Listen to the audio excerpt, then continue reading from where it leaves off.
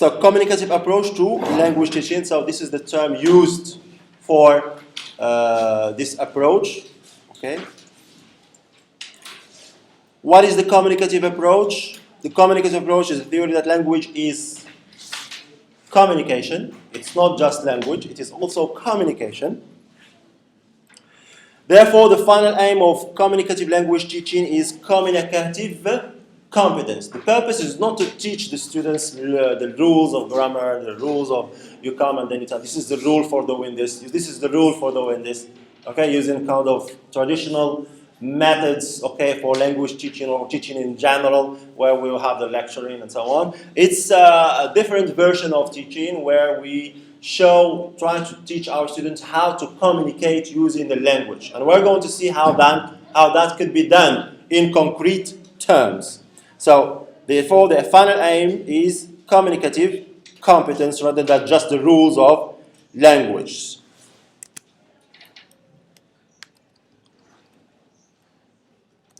Now, the principles of the communicative approach, learners learn through using it to communicate.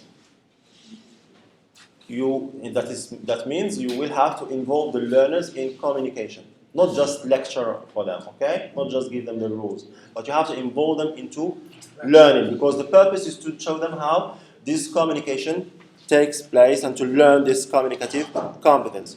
And this is done via some authentic and meaningful communication should be the goal of classroom.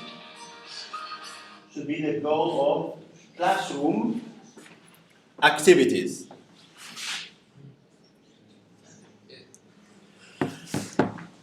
Okay, so the focus is on communication, authentic, meaningful communication. For example, you ask them to role play, role play like a seller and a buyer. Okay, authentic, that's what we mean by authentic situation, okay? And then, yes, real situation, meaningful communication there. Fluency is an important dimension of communication. There is some focus on fluency rather than accuracy, because you know that accuracy, when you are dealing with other elements of grammar and so on, okay, vocabulary. And then here we are talking about fluency, where focus is on fluency rather than accuracy. Communication involves the integration of different language skills. And what are these skills? It's listening, it's speaking, it's writing, and reading, okay? All of them part of this. Learning is a process of creative construction and involves trial and error. You are helping the students to go and to attempt and to try whatever they have and use it. And then if they notice that there's some kind of error, they try to feedback and then try to correct that error, and the process goes on in that way. Okay, so because errors is part of learning, okay? Making mistakes is an essential element of learning. So what is the teacher role? I'm going to have post these PDFs for you in the group, okay? So don't worry about notes. So what is the teacher's role in this? The teacher role is, has two main roles. To facilitate the communication process in the classroom, facilitator, what we call as a facilitator. It's not a lecturer, okay? It's not an explainer, this is a guider, facilitate. To act as an independent participant within the learning teaching group. He acts like a part of the communication, okay? He takes a role, something like that.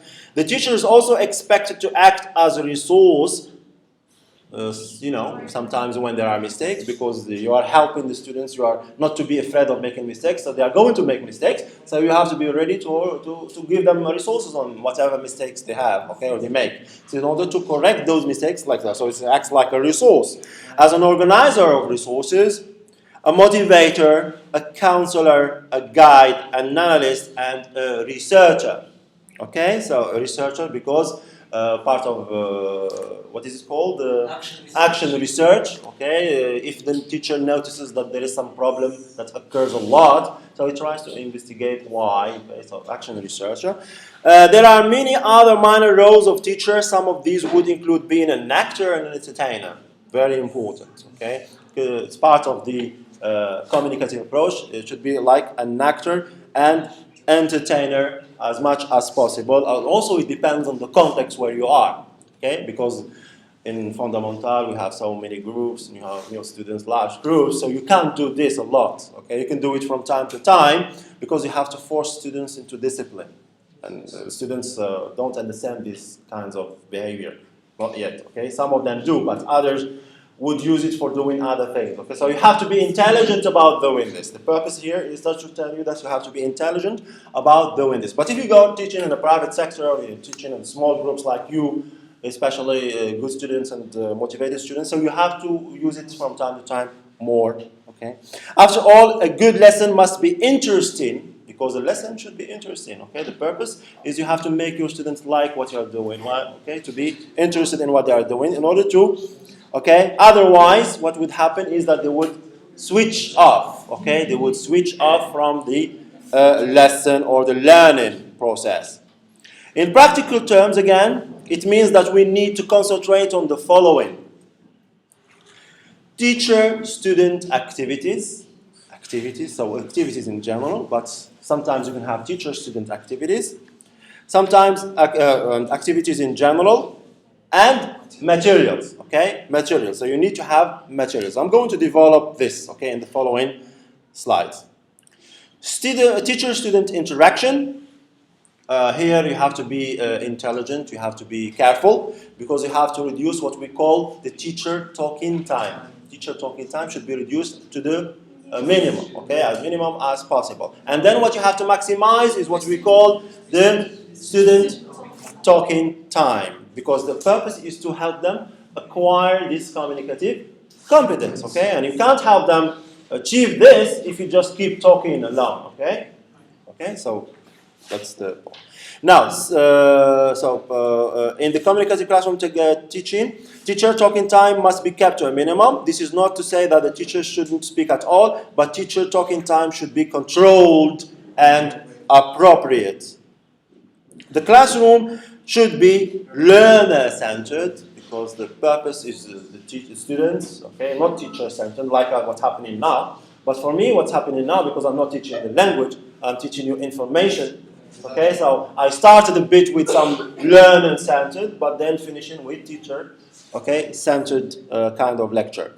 The teacher's role is to facilitate student communication, which is done through careful selection of materials and activities relevant to the aims of lesson in which they are used. Okay, so to facilitate again, and then appropriate choice of materials suitable for the kind of communication you want to teach them. Communication can be divided into two categories: input and output, and all the skills can be again organized using these two components, input and input, this way.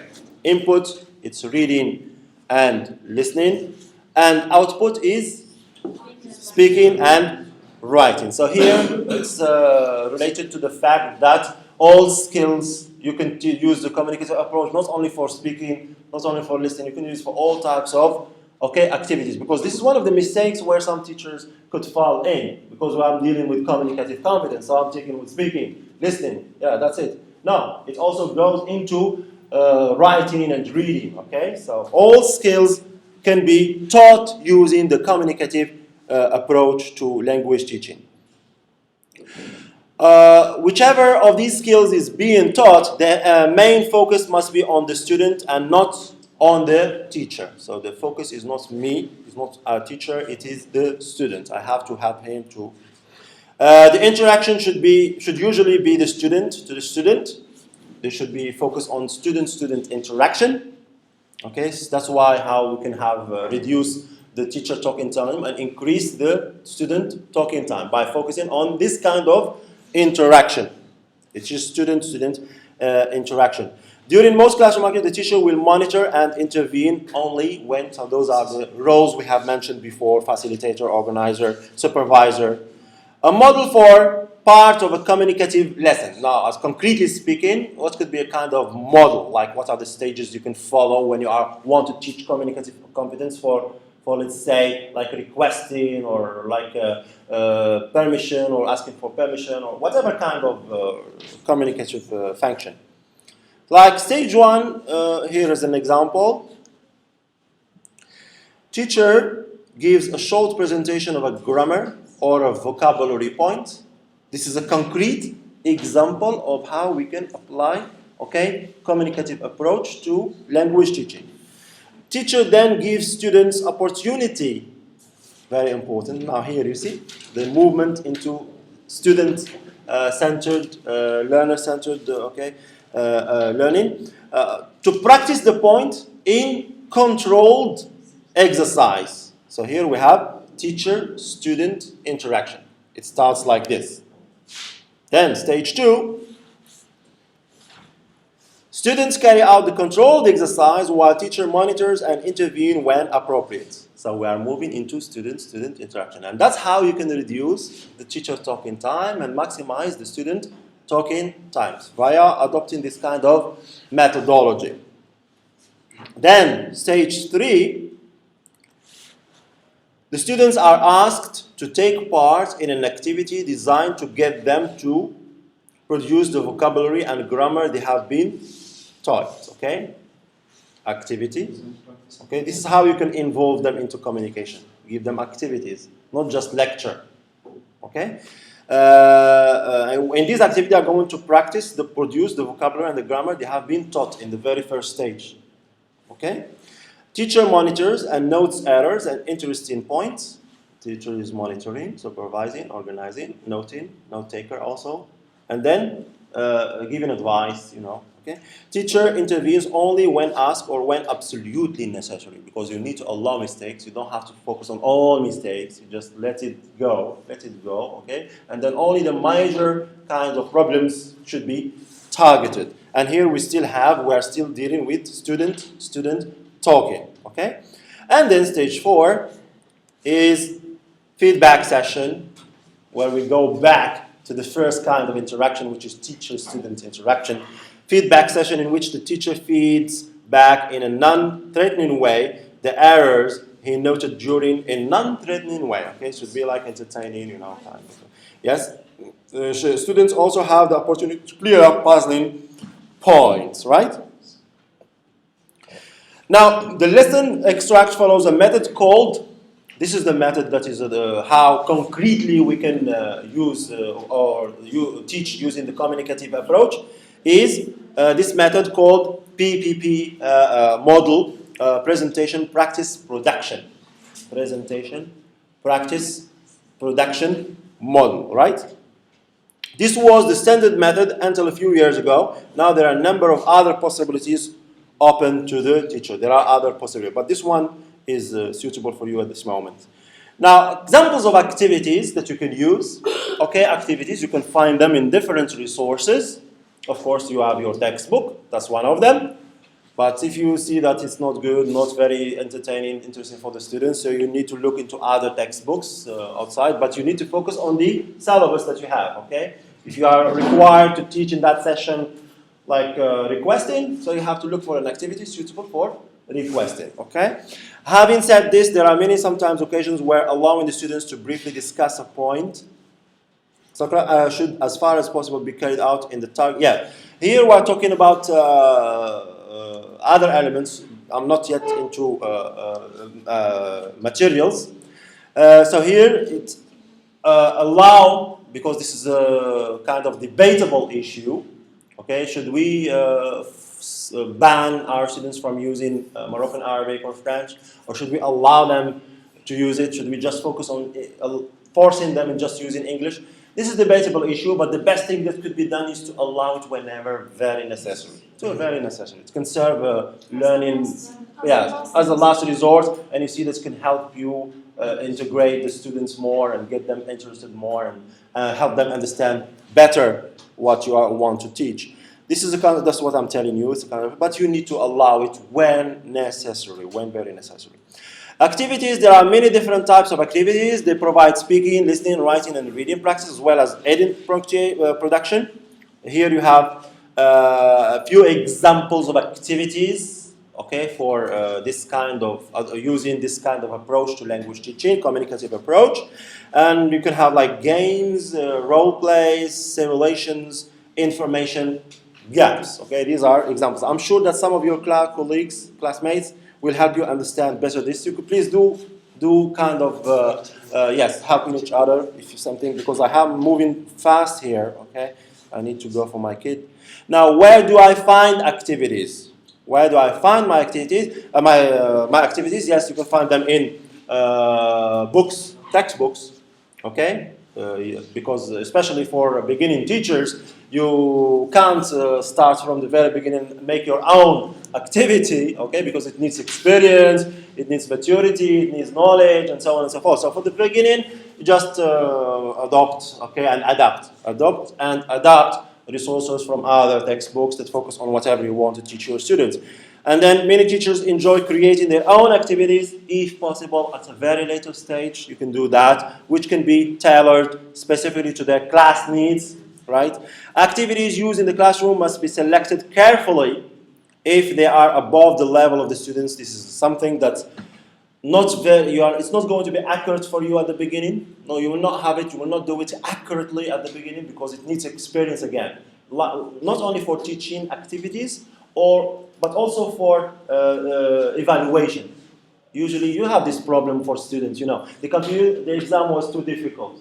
Yeah, because you didn't do the correct dose. You know, estimation. This is something that comes. You should have the knowledge, and you are going to have the modules about doing this, show you how to do it, but also experience helps more about knowing how to choose the appropriate kind of activities, materials, and also doing the appropriate kind of assessment.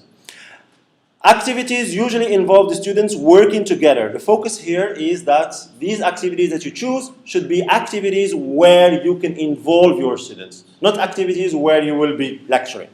This is a difference. And this will involve your students working in pairs and small groups. And these activities, they should be like authentic, as we said. They focus or often used to practice real life situations, okay, involving social interaction, and so a high level of social and functional language should be expected. So they should be authentic activities where you have real life situations being practiced.